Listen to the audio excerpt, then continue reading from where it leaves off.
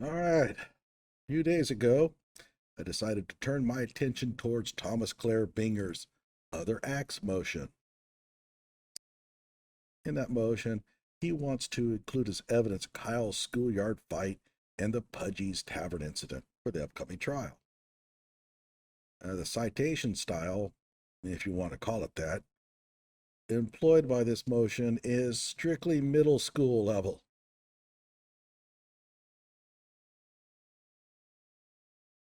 So in my last video, I decided to show you how they cited sources in Kyle's last bail modification hearing. And it was rough. In short, they displayed all the research prowess of a high school kid trying to punch out a term paper on the night before the deadline. And if you want to watch that video, I'll put a link down in the description below.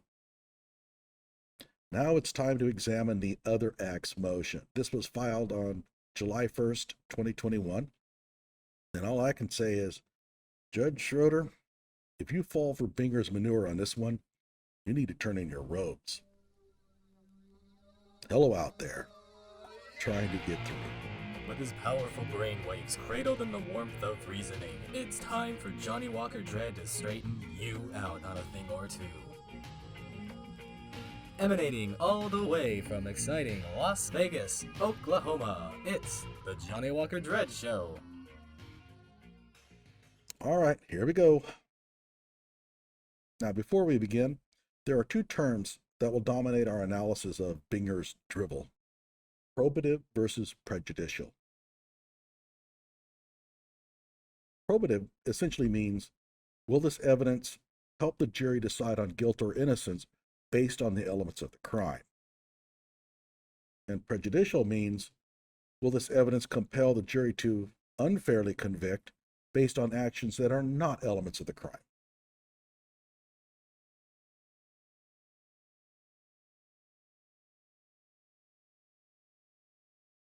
This is sort of a war between the two ideals, okay? And when you look at another act evidence, so in other words, something that has taken place that the prosecution wants to bring into the trial, and by the way, the defense will also file these things as well. The question is that which one of these two terms dominates? Is it prejudicial or is it probative? Okay, so let me give you an example here. Consider someone facing a charge of armed robbery. Now, suppose a lawyer wants to use the fact that the defendant was seen in a strip club shortly before the crime took place. What does that do? It shows that the defendant was in the area and therefore gives them an opportunity to have committed the crime. The probative value of the other act, the robbery, rests on its ability to demonstrate, among other things, motive, opportunity, intent, and so on. And you only need one of those. And here, it's opportunity. The defense, for example, may be saying that the defendant was nowhere near the place that was robbed, in which case testimony from the person at the strip club could very well establish the fact that the person was, in fact, near the scene of the crime. And so that's a very highly probative aspect of the evidence. However, the jury could be persuaded to convict because some in the jury hold that, well, the guy was at a strip club. Oh, what a jerk. Oh my gosh, those people that go to strip clubs, they're the vermin. That's prejudicial. Now keep in mind, the fact that a person was at a strip club has nothing to do with the elements of armed robbery. So you would be convicting this person based on some aspect of the other evidence here that was not pertinent to the actual charge. And that's what makes it prejudicial. And so, which is stronger, the probative or prejudicial nature? Well, in this case here, the probative value probably outweighs the prejudicial by quite a bit. The fact that you can place the defendant at the scene of a crime is really important. And whether the person was at a strip club or not, yeah, it's prejudicial, but it's not that prejudicial. Therefore, the probative nature would outweigh it, and you would have the ability to bring that in as other evidence. The judge could, however, mandate that we are not to mention anything about this place being a strip club. And so they could still bring in the witnesses and everything from the strip club, but they wouldn't be able to tell the jury that it was a strip club because that would prejudice the jury against the defendant. Of course, if the witness is named Lexi Starr, yeah, that might be a little bit harder to hide. And so the judge can issue instructions to the jury that sort of mitigates this issue about the prejudice. Okay, hopefully it's a little bit clearer now. So let's begin. Please take notice that the state of Wisconsin, by Assistant District Attorneys Thomas Binger and Jason Zapp, hereby moves this court for the admission of other acts evidence in the above captioned matter. Specifically, the state moves to admit evidence that 1. The defendant assaulted a female in Kenosha on June 1st, 2020, and 2. The defendant is associated with the Proud Boys organization, a violently racist organization. Okay, just a few comments here. Notice that Thomas Binger is already highlighting the fact that the girl that Kyle hit in that schoolyard fight was in fact a female. And we'll see this come up all the time throughout, and that's going to cause a problem for Binger. Also, he puts Proud Boys in quotation marks. I'm not sure why. That's the actual name of the organization. And he puts organization twice in there. That redundancy is just poor English. We have the charges, and I just want to highlight a couple of things here. Well, actually, only one thing. Notice that intentional is here and here. And those are the only two charges that involve intentional homicide, or I would say the intent to inflict harm on others. You'll see why I'm mentioning this here in a moment. And so we continue. Wisconsin courts utilize a three-pronged test when confronted with other acts evidence. Courts must determine 1, whether the act offered is for a permissible purpose pursuant to section 90404. 2, whether the act satisfies the two relevancy requirements in section 90401. And 3, whether the probative value of the evidence is substantially outweighed by the risk or danger of unfair prejudice under 90403. And of course, we talked about prejudice versus probative already. The burden of establishing the first two prongs is on the proponent, Binger, and then shifts to the opposing party, Kyle, to show the third prong. The purposes. Oh, and before I go any further, take a note of this. In the footnote, Wisconsin section 904.042 provides that other crimes or acts is not admissible. A nice subject-verb agreement there, Binger. Okay, the purposes for which other acts evidence may be admitted are almost infinite. This was taken from the case law, but I really object to that. There's no such concept as almost infinite, but okay.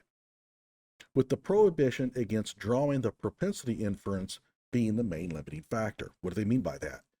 Essentially, you're not allowed to bring up past offenses as evidence that the accused is likely to have caused the current infraction. So, for example, if you have somebody up there who is being tried for armed robbery, you can't bring up past armed robbery convictions to say, well, he must have done this one too, because he has a tendency to rob people. Okay, and so the courts have long disallowed that kind of use of other acts. Wisconsin Statute 904.042 lists several admissible purposes, including proof of motive, opportunity, intent, preparation, plan, knowledge, identity, or absence of mistake or accident. In other words, if you want to bring in something to the trial as evidence to help you convict or acquit if you're in the defense, this evidence must point to one of these things. For example, evidence may be admissible to provide the context of the crime and to provide a complete explanation of the case. Well, none of those apply to Kyle's case here. So although this is being offered as a clarifying example, I think it's kind of pointless. I think the judge already knows this, but perhaps this is boilerplate. State versus Hunt. In Hunt, the court also held the other act's evidence was permissible to show the victim's state of mind, to corroborate information provided to the police, and to establish the credibility of victims and witnesses in light of their recantations. And none of this applies to Kyle's case at all. Again, I'm not sure what Binger's doing here. The judge already knows this. I mean, almost every trial that he ever has, they are going to bring in other evidence. This stuff is going to come to the forefront. But again, perhaps this is boilerplate. Maybe all attorneys put this crap in there each time. Okay. In State versus Dorsey, the Wisconsin Supreme Court recognized that a defendant's intent and motive to cause bodily harm and to control his victim within the context of an ongoing relationship were acceptable purposes for the admission of other acts evidence. Okay, and this one is a problem for Binger. If I was Binger, I would not have included this, but the judge is going to know about it anyway. Keep in mind, it's really clear here. The Wisconsin Supreme Court ruled that the state could bring in this other act, and it involved a domestic violence situation. I went ahead and read State versus Dorsey, and they allowed the state to bring in prior fights and such into the proceedings because they were within the context of an ongoing relationship. That's not the case here in Kenosha. Kyle had no ongoing relationship with any of the people he shot. So right away, if I'm the judge, I'm reading this and I'm thinking, well, according to what I read here, the fact that the perpetrator and his victim had an ongoing relationship was rather important for the state to decide that they could bring this thing in, and that doesn't happen here. It's not relevant to the Kenosha shootings. That's kind of a red flag right away that the Schoolyard fight is not relevant to this proceedings. In other words, the Schoolyard fight is not admissible. As long as the proponent identifies one acceptable purpose, and now again, we have to go back, what is he talking about? Proof of motive, opportunity, intent, and so on. And according to what we see here, all that Binger has to do is show one of these. And so that's all it's saying here. So I'm going to go ahead and skip down. After assessing whether an acceptable purpose for the admission of the evidence has been offered, the court next evaluates the probative value of the evidence. In other words, is this evidence going to help you in your case? I mean, is it important for the jury to hear this? The Hunt Court reiterated well-established Wisconsin case law on this issue. The measure of probative value in assessing relevance is the similarity between the charged offense and the other act. This is where you have to dance a lot, because you have on one hand a Schoolyard fight involving fisticuffs, and on the other hand an AR-15 223 bullet during the middle of a riot. And you're going to have to show that those two are kind of the same. Well, good luck with that. We'll see how old Binger does here. Similarity is demonstrated by showing the nearest of time. That's really not much of a problem for Binger. Place, yeah, okay. And circumstance, yeah, that's the problem here, between the other act and the alleged crime.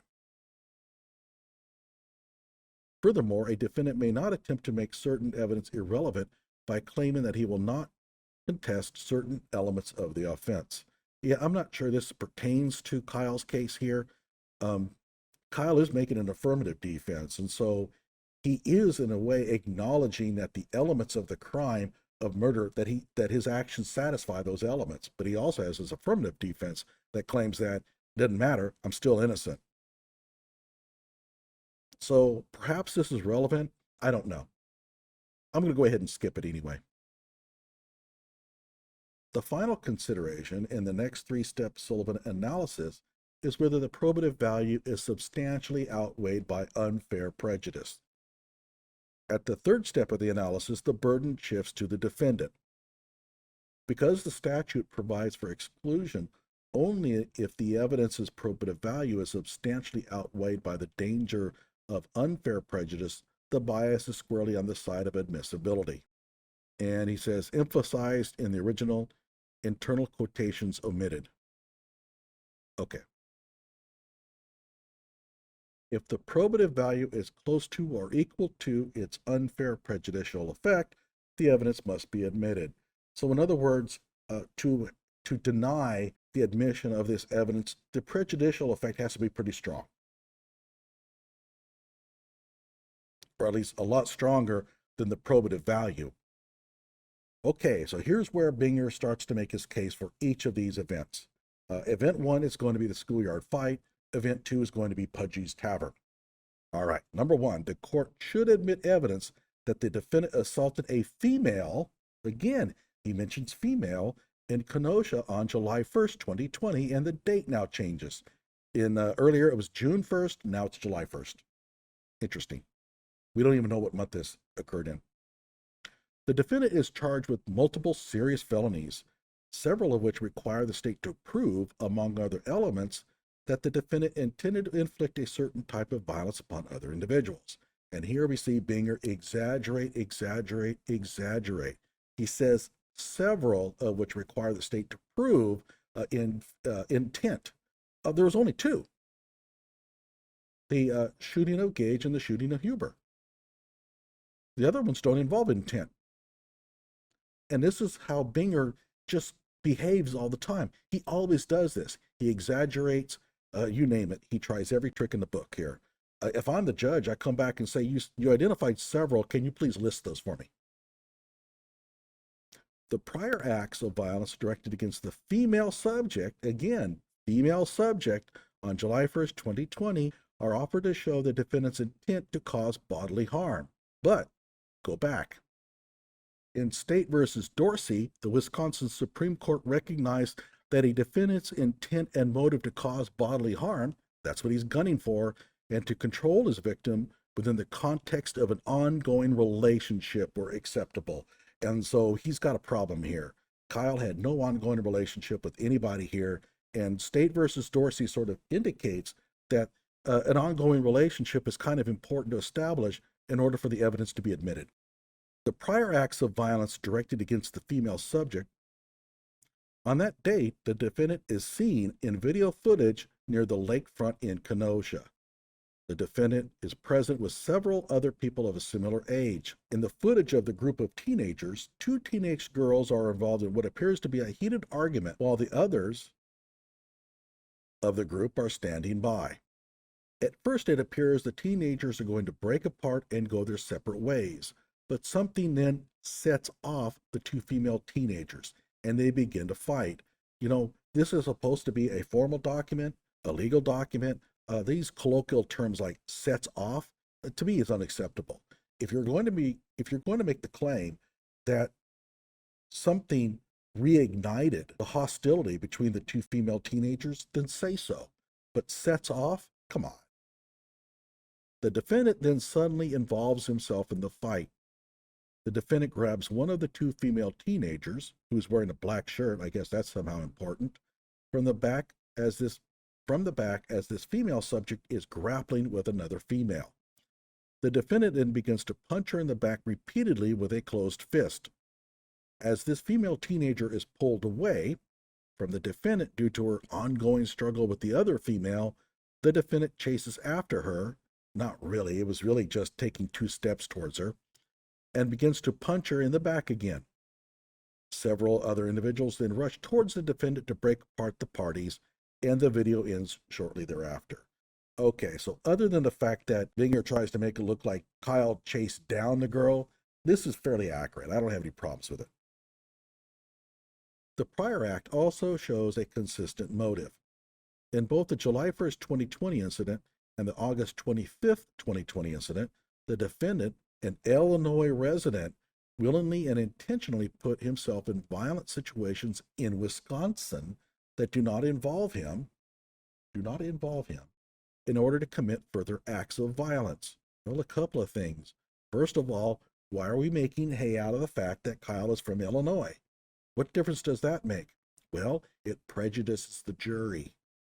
The whole, he came from another state to commit violence. Okay, that's prejudicial. You might think, well, what about the probative value? It has none. There is nothing in the elements about a person being from another state or traveling a certain distance as far as their guilt goes in terms of intentional homicide. So I don't understand why he put that in there. But then again, we know why. He knows the fact that when people hear that the person came from another state, that it has this effect on people. I know because I've had to dispense with this idea many times. Binger is not that stupid. He realizes that the whole he crossed state lines is important to people. And so he's going to try to get that in there. But that's also the reason why the judge should throw this out. Also, it says that the fight did not involve him. According to whom? Does Binger know what the fight was about? Perhaps the fight was all about Kyle. How are we supposed to know? And if Binger really does know, what evidence does he have? And why did he not include that in this document? Okay, it goes on. In the July 1st, 2020 incident, rather than simply pull apart the parties or contact law enforcement, the defendant begins violently attacking one of the female subjects involved in the fight. Well, Kyle is under no obligation to call the authorities or pull apart the parties. In the pending case, the defendant, in violation of a curfew order and law enforcement orders to disperse, illegally armed himself with a dangerous weapon and went to the epicenter of a dangerous riot. Oh yeah, that's very much like going to the lakefront and getting in a fist fight. Yeah, very much the same. There he shot 3 people, 2 of them died. The second prong of the 904.04 analysis involves relevancy. Relevant evidence is defined as evidence having any tendency to make the existence of any fact that is of consequence to the determination of the action more or less probable than it would be without the evidence. A long old sentence, but that's probably boilerplate. Wisconsin Statute Section 90401. Determining relevance involves assessing the similarity between the charged conduct and the offered evidence. Oh boy, this is where it's going to get really fun. Similarity is demonstrated by showing the nearness of time and place, no problem there, and circumstance between the other act and the alleged crime. So the similarity between a schoolyard fight and shooting somebody with a .223 bullet in a riot. Yeah, those are like the same thing. The other act occurred on July 1st, 2020, less than 2 months before the charged offense. Okay, yeah, Binger, we get it. You're going to cite a whole bunch of cases here that show that 2 months is not that long. Great. Skip down. As stated above, the defendant, an Illinois resident, again, he keeps bringing this thing up, came to the downtown area of Kenosha, Wisconsin in both incidents. Binger, they're only about 15-20 miles apart. The defendant then placed himself in violent situations with which he should have had no involvement. According to whom? You have no way of establishing that. Who are you to make that claim? You don't even know what the schoolyard fight was about. And if you do, you're certainly not telling us.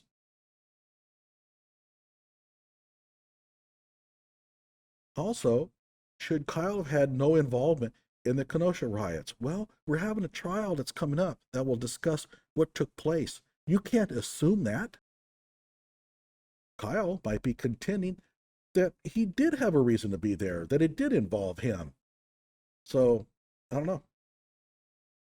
After willingly putting himself in these violent conflicts, the defendant responded to them both by perpetrating further acts of violence. The other act's evidence being offered is clearly near in time and place and is of the same circumstance with the charged offense, and you've got to be kidding me. That's ridiculous. For the third prong of the 904 analysis, the burden shifts to the opponent of the evidence to show that the admission of the evidence is unfairly prejudicial. And then he goes on, the evidence is not unfairly prejudicial. Okay, I think the judge will decide that. First, a curative instruction can provide the jury the framework on how to evaluate the other act's evidence and apply it fairly and properly. So in other words, yeah, it could be prejudicial, but judge, you can go ahead and tell the jury to ignore it. Now, the judge can do this. Does it all the time. But I think if I was Binger, I would spell out here what that prejudicial information would be and provide the judge with an example of how he could instruct the jury to ignore it. Let's, for example, consider the case of the female part of this whole thing. Kyle hit a girl. The judge could tell the jury, the defendant is seen hitting a girl, but you are to ignore that in your deliberations. Can you ignore that? Well, the whole notion of prejudicial is that it's sort of hard to overcome, right? So I don't know if the judge is going to go for this. I mean, you're making big hay out of the fact that Kyle continuously hit a female. You mention it all the time. And now you're telling me what? That I'm supposed to tell the jury to ignore it, even though you don't seem to be ignoring it. In fact, that seems to be what this is all about. You're wanting that schoolyard fight brought in as evidence simply because you want to paint the defendant as a person who hits girls. That's the purpose of this. And now you're telling me that I could always go in and just tell the jury to ignore it? Oh, hell no. Second, the evidence being sought is of the same nature as the charged conduct. The evidence is not overly prejudicial and is highly probative. Well, okay, you haven't established that. You can't just make the claim. Now keep in mind, this third prong, the burden of proof is on the defendant, so I'm not even sure why Binger is even addressing this. But maybe that's the way they do it in Wisconsin. But it seems to me like if the burden is on the defense, then the defense needs to step in at this time and make their claims.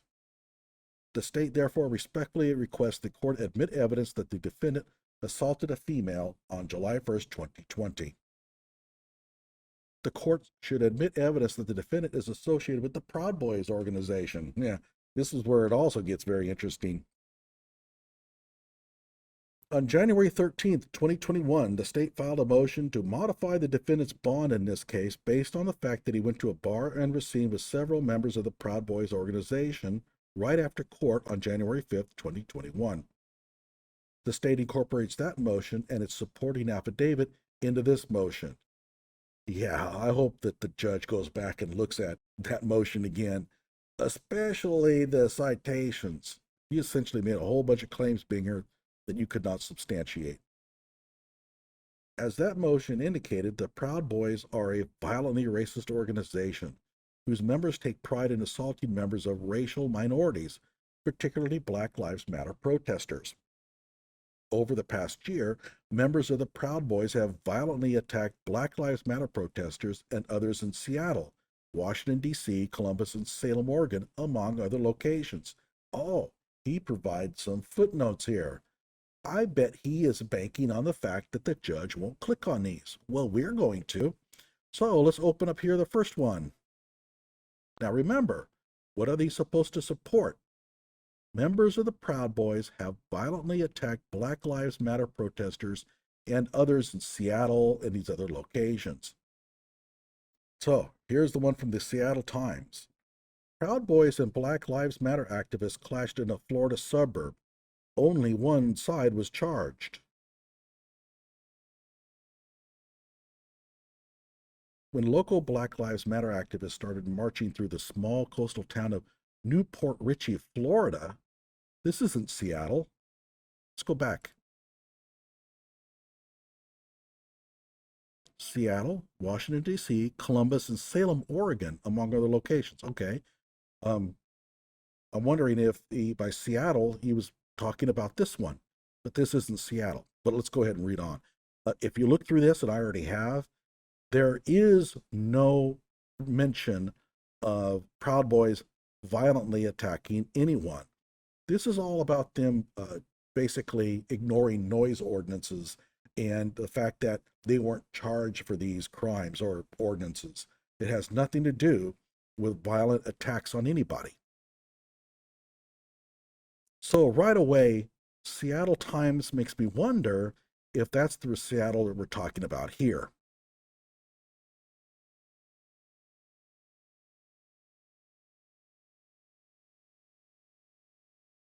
The next one, PBS. Proud Boys leader arrested, accused of burning church's Black Lives Matter banner. Police in the nation's capital, okay, so we're talking about Washington, D.C. here, arrested the leader of the Proud Boys, who's accused of burning a Black Lives Matter banner that was torn down from a historic black church in downtown Washington last month. I read the rest of it. There's no mention of a violent attack on anybody here. It's only about pulling down a banner and burning it. And by the way, the Proud Boys offered to pay for it. So we have another one, the Dispatch.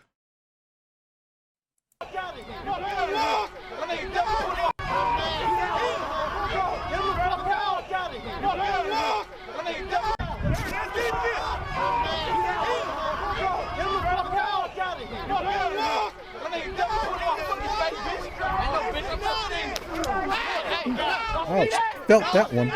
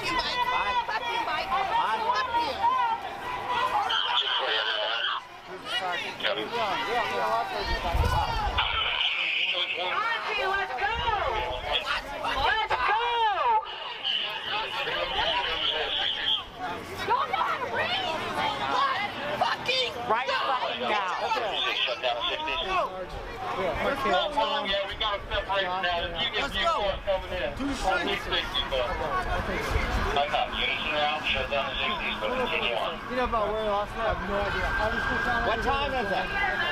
I need a time.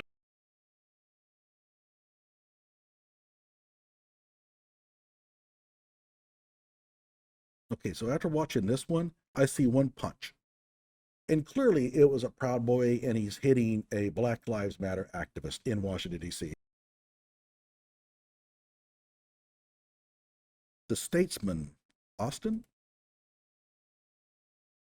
No.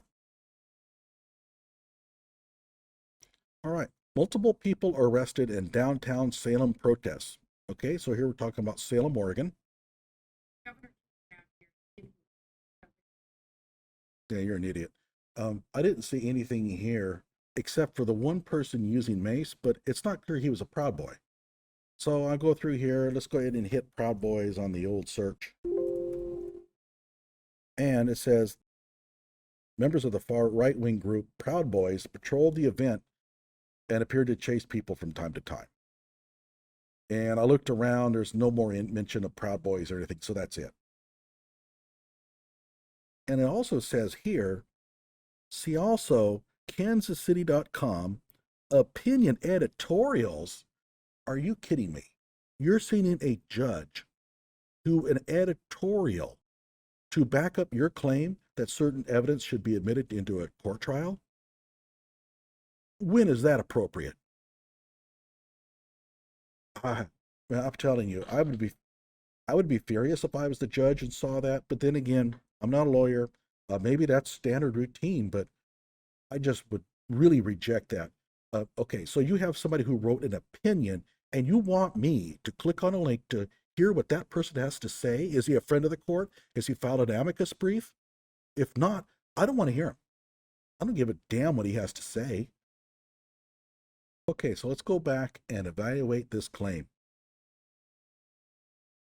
Over the past year, members of the Proud Boys have violently attacked Black Lives Matter protesters and others in Seattle, Washington, D.C., Columbus, and Salem, Oregon, among other locations. Okay, and for citation, he provides what? A link to the Seattle Times, which was describing an event that took place in Florida. So how lazy can you be? You read an article from the Seattle Times that mentions something about a clash with Proud Boys that did not involve violence at all, and you assume it's in Seattle because it was written in the Seattle Times?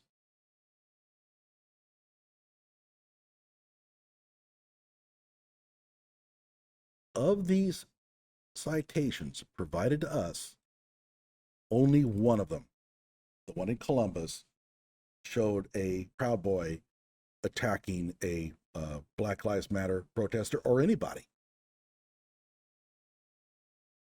The state has since learned that the people with the defendant at the bar on January 5th, 2021 included the leader of the Wisconsin Proud Boys organization and several of its highest-ranking members, who proceeded to serenade the defendant at the bar with their anthem, a song from the Broadway musical Aladdin. Okay, how do you know this person was the leader of the Wisconsin Proud Boys? You don't even name him.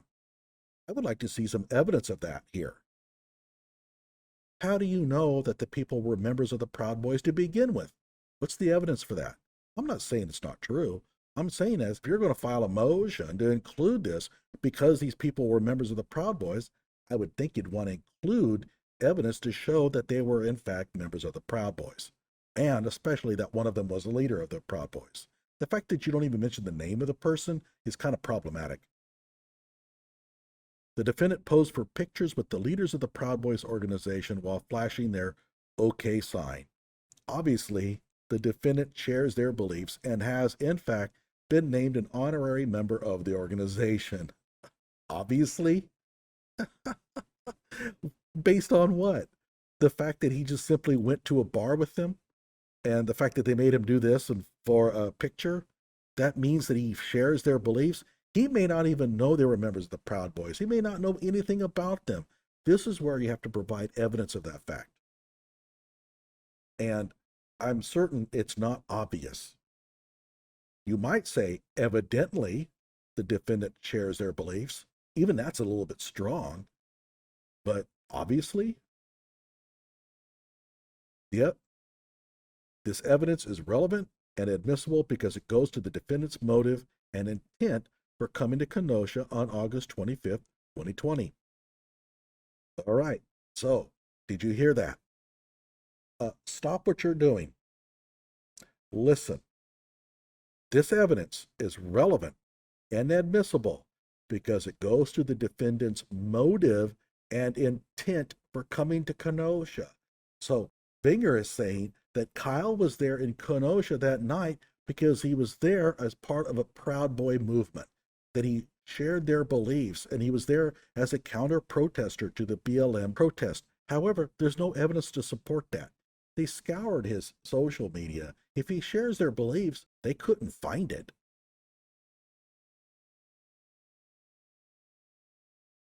Where are we getting the idea somehow that he shares their beliefs? Well, this is a very thin connection here that Binger is making. The defendant claims that he wanted to protect the car source business from rioting and looting that night, but that claim is highly dubious. Okay, let's hear what he has to say about that. The defendant had no previous ties to that business, and we know this because, what? If I'm the judge, that's what I want to follow that sentence with. He did not work there, fine, or know the owner. He did not work there. Okay, you can establish that, but how do you know he didn't know the owner? Did he say so? If so, I need that in the actual document here. As demonstrated with his testimony to the police on blah, blah, blah, he claimed he didn't know the owner. I don't see that here. He was not directly asked by anyone associated with the business to be there. How do you know? The defendant did not illegally arm himself with a deadly assault rifle and wade into a chaotic scene simply to protect a random downtown car lot that he had never heard of before. Okay, we're making a claim that he had never heard of Car Source. See how he slipped that in? What's the evidence he did not know of it? Remember, He worked in Kenosha. His best friend lives in Kenosha. He's probably in Kenosha more often than he is in his own hometown. So how do you know that he's never heard of CarSource? Did he tell you that? If so, why don't you put that in there? He did it because he wanted to support a cause that he believed in. That is pure conjecture. You have no evidence to support that claim. None whatsoever. The defendant's motive for being there that night is a key part of this case. Did you hear that? Are you listening? Let me read that again. The defendant's motive for being there that night is a key part of this case. Binger is admitting that he is resting a lot of his conviction on proving that Kyle went there for the purposes of being a counter-protester. There is no evidence to support that, however. He's walking down the street and he's ambushed and he's chased. How does his motive play a role in that? I would like to know that. After the shooting of a black man by a white Kenosha police officer on the evening of Sunday, August 23rd, 2020, so we're going to get that race card playing here, many came out to protest what they perceived to be an injustice. Unfortunately, some individuals took this opportunity to riot and destroy many businesses in the downtown area. By the following night, many people had come to Kenosha to counter that protest and what they perceived to be the Black Lives Matter movement behind it. The two opposing sides escalated by Tuesday night, August 25th. How do you have a side escalate? Maybe their actions were escalated, but their sides? That doesn't make any sense. When the defendant came to town, okay, so what we call this is a correlation. There happens to be protesters and anti-protesters meeting to kind of scuffle, and there's also Kyle Rittenhouse showing up in the same town, and he's making the claim here that since those two are coincidental, they must be connected. That's horse manure. He was clearly aligned with the counter-protesters. He was clearly aligned just because he happened to go to Kenosha on the same night that these riots are taking place. The defendant's presence, as well as the presence of other armed individuals, made the potential for violence a certainty. No, that's not correct. It may have made violence a certainty, although that's not true, but it couldn't make the potential for violence a certainty. How do you have a certain potential? What does that mean? Rather than make things more peaceful, the defendant's presence increased the unrest and chaos. It is important to remember that the only people killed in this entire saga were killed by the defendant, and the only person seriously injured in the protests following the Jacob Blake shooting was shot by him. Okay, so wait a minute. The defendant's presence, along with the presence of these other armed individuals, made the potential for violence a certainty. And we can be sure that what he meant was that it increased the potential for violence dramatically. Okay, that's what he meant to say. He doesn't know how to write well, so that's what happens. Okay, now let's make sure we're clear here. The defendant's presence, as well as the presence of these other armed individuals, made this violence like almost a certainty.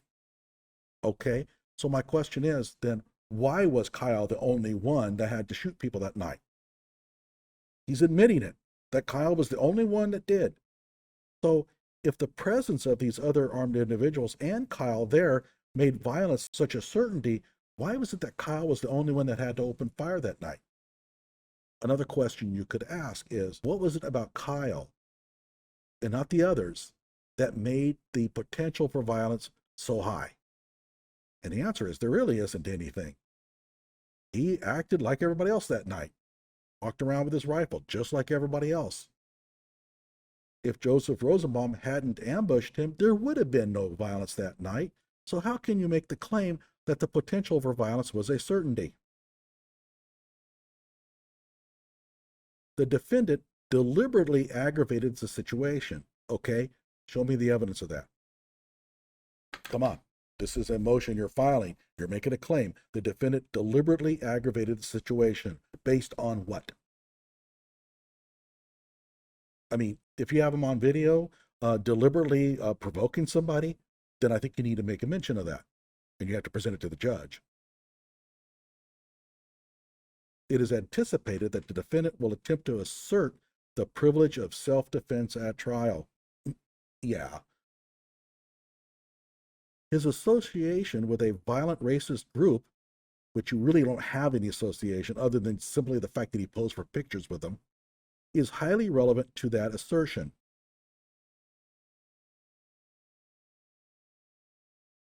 Okay, I'm not seeing it. By illegally bringing a deadly weapon to an already volatile situation. Wait a minute. The judge is deciding now whether the gun was illegal or not. You can't make the assumption that it is. So how can you state this as fact?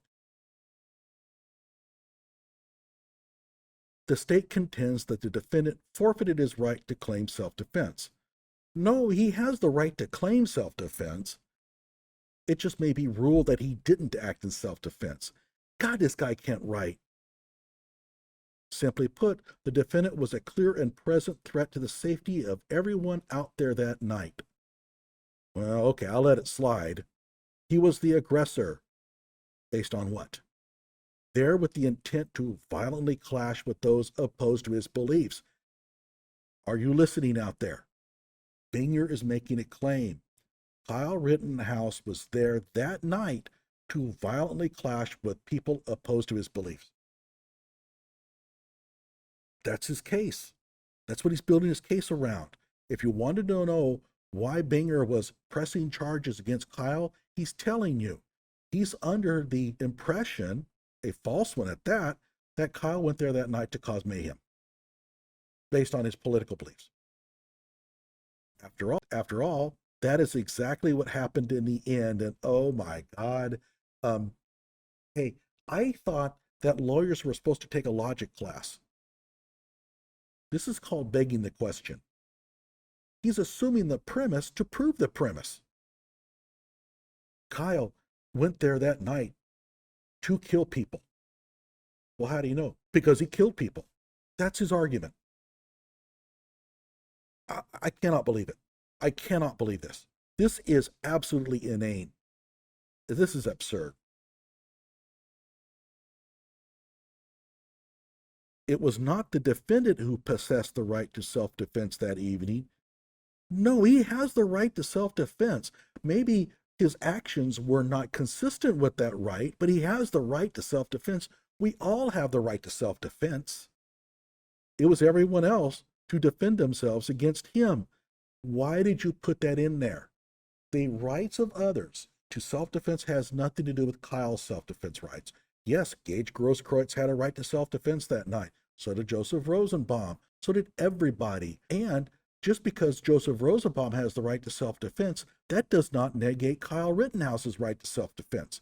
They both can have the right to self-defense and actually act in self-defense. I have given you examples in the past on how that is possible. Much like members of the Proud Boys take pride in violence, the defendant is evidently proud that he killed 2 people and seriously wounded a third. Hey, Binger, third is spelled T-H-I-R-D. And this whole thing about he's evidently proud, you have no basis for that. He has posed for selfies as if he is a celebrity. That doesn't mean he's proud of what he did. His family has sold merchandise with his image on it that celebrates his acts of violence. Oh, this is good. Take a look. Let's read the footnotes. The state intends to introduce evidence of this fact at trial as it is relevant to the defendant's state of mind. Oh, I see how this works. Oh, I get it now. You want the judge to admit this other act as evidence, and then you'll show the judge later why he should. Really? And what prevents you from attaching images to this motion to show the judge that the merchandise has on it images of Kyle? What would prevent you from doing that? You have the screen captures. You must have them. You probably have examples of the clothing, but actually you don't, because I'm not aware of any merchandise that was sold with Kyle's image on it. I think you are lying. I think that you're hoping that this gets out to the public and the public starts to believe, oh, he was selling merchandise with his image on it. I don't think that ever happened. And the whole idea that the judge should allow this other act, the tavern incident, into the court proceedings based on evidence that you're going to show the judge when the trial begins? I mean, is that done? Is that a thing? This lack of remorse on the part of the defendant strongly suggests that it was his intent to commit violence on the night of August 25th. Hey, Binger, innocent until proven guilty. Kyle thinks he's innocent. So why should he have remorse?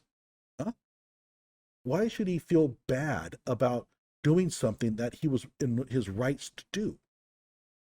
Why should he feel guilty about shooting Joseph Rosenbaum if he feels that he did it in self-defense? Why should he show remorse? I wouldn't. Joseph Rosenbaum tried to kill me and I shot him. I wouldn't feel bad. Not a lick. Whatever the case, the lack of remorse is not an element of the crime. The fact that he has since celebrated his notoriety strongly suggests that he set out to achieve the goal of becoming famous. Where's that? Let me do a little search here. Goal. It only shows up once. Famous. Once. Fame. Nothing. Okay. So you mention his goal of becoming famous, but you don't mention it anywhere in the document. Nice going, Binger. You're an asshole. Because the defendant's association with the Proud Boys goes directly to his intent and motive, as well as his claim of self-defense, the court should admit evidence of this fact at trial. Okay. I'm going to have a special video coming out that's just going to take maybe the 5 most stupidest things about this court motion. Now, let's make it 10. I don't think I can hold it to 5. 10 stupidest things about this court motion.